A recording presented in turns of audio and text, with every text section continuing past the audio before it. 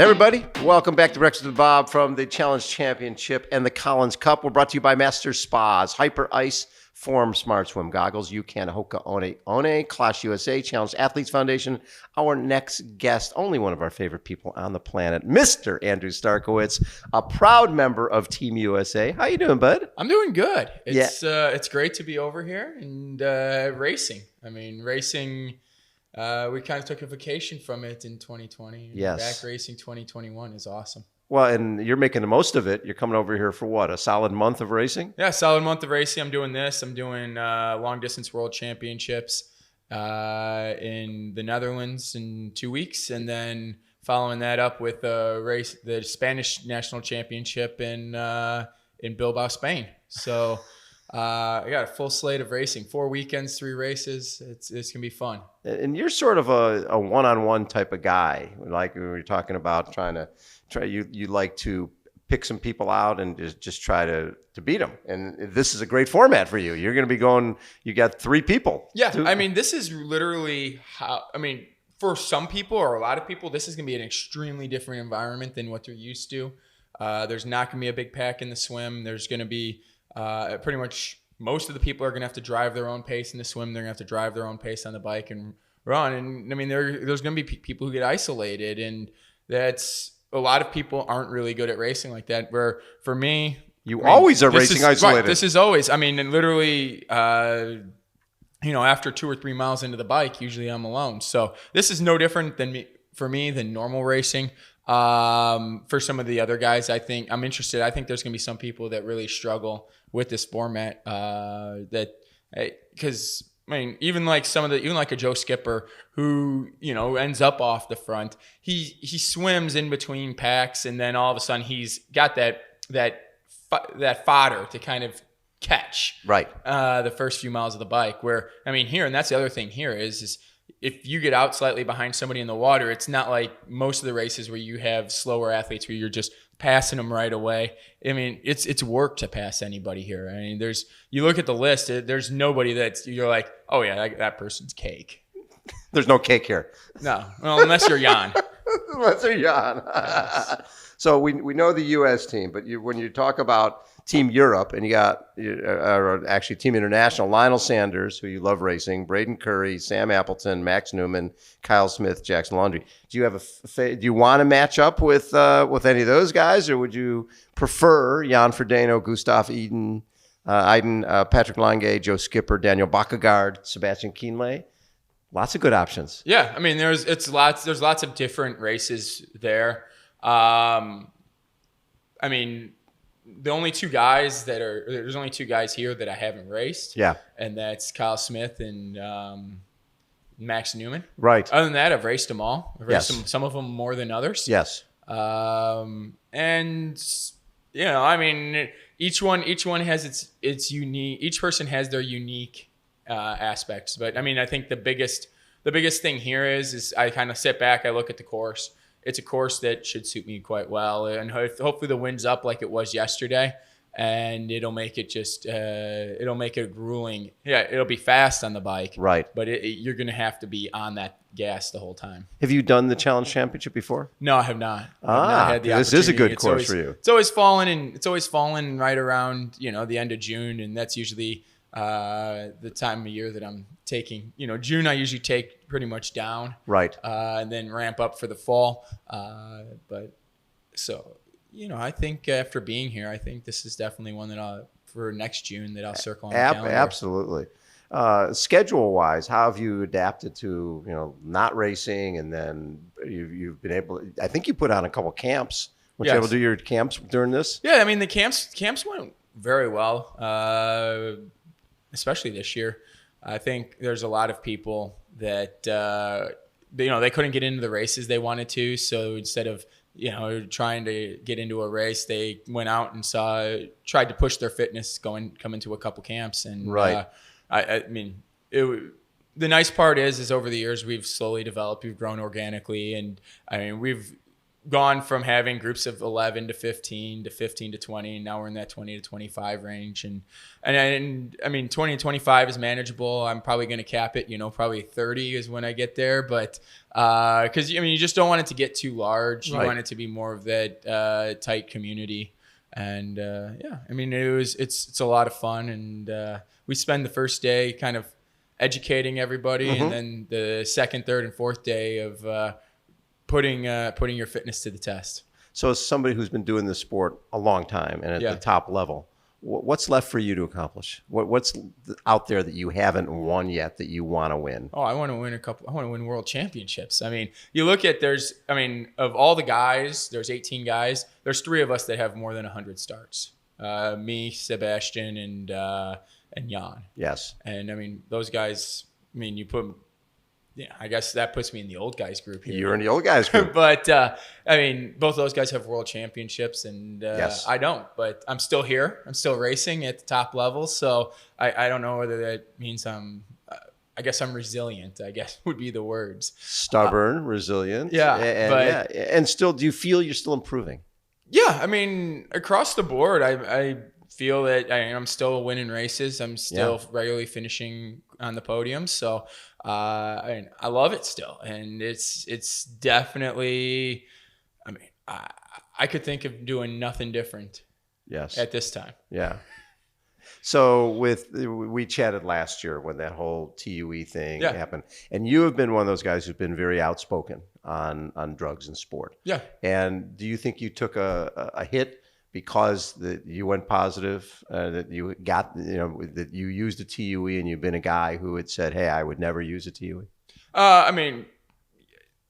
You got to play to the rules. Yes, I don't like the rules. I applied for the TUE because I was doing something that's well within the rules, which is applying for a therapeutic use exemption for your health. Right. And athletes' health should never be put in peril. And had I followed the rules to a T, I would have put my health in peril.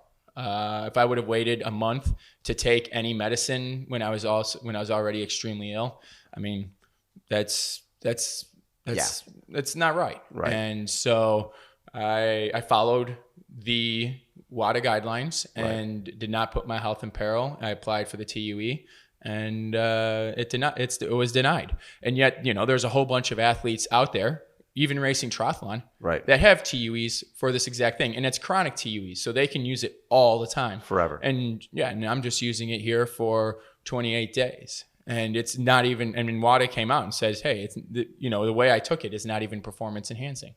So, you know what? It's still a situation that doesn't make sense to me. I feel it was more political than actual factual. Right. And so, that's why I just have moved on, and, it was something that happened, but I can't control it. What did you learn from that? Or did you? Politics. It was a game of politics. Okay. And I got screwed. And the best part about the law, the best part to deal with the law is stay out of it. So, but people jumped on me when I made a statement about how glad I am about them doing blood spot testing here. And then they're like, oh, for a guy that, tested positive. I'm like, you can't really call me a doper, because doping is taking something that's performance enhancing, and what I took was not performance enhancing. Right. So, it's interesting because I had a kid, one of our CAF kids, who's a javelin thrower. He went positive for something that and he immediately said, you know what, I didn't take that. And it turned out that the CVS, the medication that he was on, had put them in a tray that had been tainted with this foreign object, and he ended up getting it was overturned, and he was not. But I look at a lot of these cases, and sometimes it's easy to say everybody's guilty, everybody's dirty. But sometimes I think we have to look deeper into them to know that knowing what happened to you, do you look at things a little differently when you see that somebody maybe when somebody went positive for something and you go, that seems sort of weird? There's definitely a band of brothers of people who have either false positives or people who have positives that either took a silent ban. Yes. That people say, well, that can't happen. And I'm like, I've learned just through talking to people and people divulging information to me that silent bans happen. There's also people who test positive and then, pay enough money and get out of it by paying off enough people. So, that's also what happened in a couple of the Armstrong things. He made, large donations and they went away. So, yes. I mean, yeah, the whole system, there. The whole system needs to be fixed. Yes. And making minor modifications to the current guidelines is not it. It totally needs to be redone. And I think moving into blood spot testing is definitely a step in the right direction. But there's too many loopholes right now. Exactly. And they need to be tightened up. So when you look back at your career, I'm not done yet. I know, but you look back at the first part of your career. Yes. What do you look at as some the races that stand out as ones where this was a day that was perfect? Everything just went right. I would have to say I don't remember what year it was, LA Triathlon. I think it was 2010 or 2011. Yeah. It's 2010. 2010 LA Triathlon was definitely one in my, for right now I was racing shorter distance, was definitely the one that stood out to me. Jack Harris, it's right in your back, right in your neck of the woods. And the USAT official wanted to get on a boat to go out and get the water temperature. And Jack was like, it's 71, which for the pros puts us no wetsuits. That water down there is never 71 degrees. No.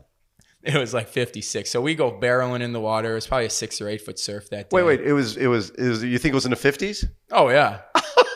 Oh yeah. It was cold. It was really. And you get good surf there. It was a good. That's Venice Beach, right? Surf. Yeah, Venice Beach. We had a good 6 foot surf, and I was, and that was back in the heyday of the Lifetime series. And yes. Completely loaded fields, and at the end of the swim, my body surfed across from the second pack to the first pack. I caught one of those. Most of the waves, they shoot you forward. Right. But the ones in like Venice Beach, it's like this slow roller. You can get on it and go all the way in. Yeah. And it was just like one of those where I'm swimming with one arm I'm swimming with, and just so I could breathe because you're in it for so long. And I remember getting out of the water in that lead group and went to work on the bike.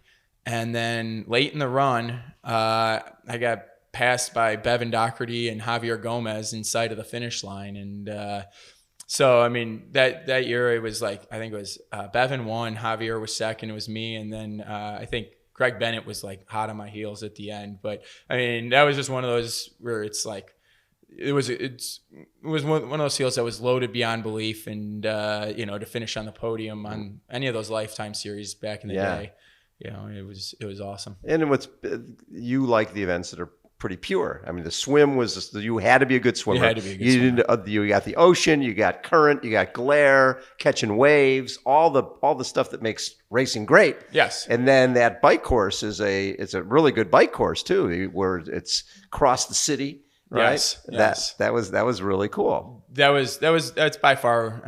That Chicago, New York. All those courses were just so awesome. New York, you get to run in Central Park. Yeah.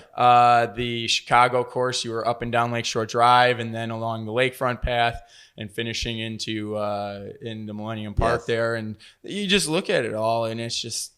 That was a really cool time of triathlon. It was a really cool time, and I think what's been really tough for guys coming out of the Olympic format is without that Olympic non-draft, you're sort of forced into 70.3 right away, maybe before they might want to go long distance. Oh, I totally agree. The sports format, the way the whole sport is raced is completely changed over the years. Yes.